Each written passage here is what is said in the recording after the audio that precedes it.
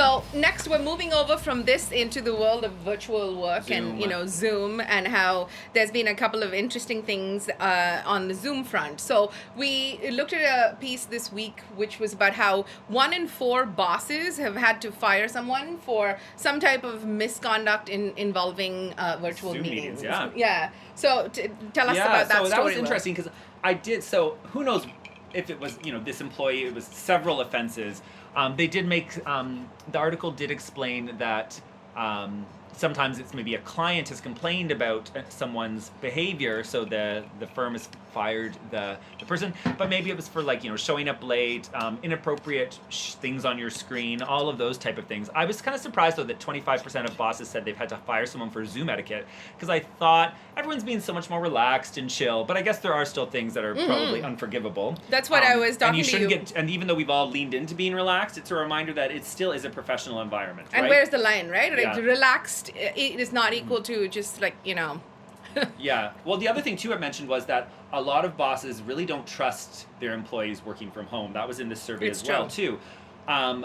Which again, it's something when we first started working together and starting C+P, we bought into, because we work in our homes, but we also come together to work too. Like this, yeah.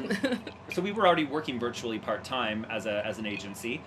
But one of the terms, and I always say it wrong, flexibly committed, where it's the whole idea of you do what you need to do, but you know what you need to get done. I don't care if you do it at 9 o'clock at night. I don't care if you do it at 5 a.m. in the morning.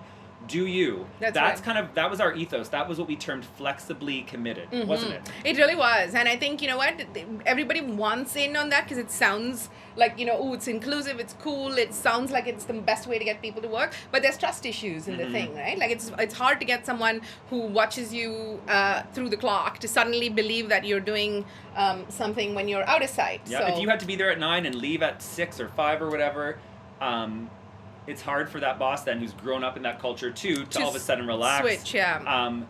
The survey, those results did surprise me a little bit, but it does remind you that, again, even if you are at Zoom and you put on a shirt and you're wearing shorts or nothing below, you still got to show up and act somewhat professionally. Oh God, don't let it be nothing. Yeah.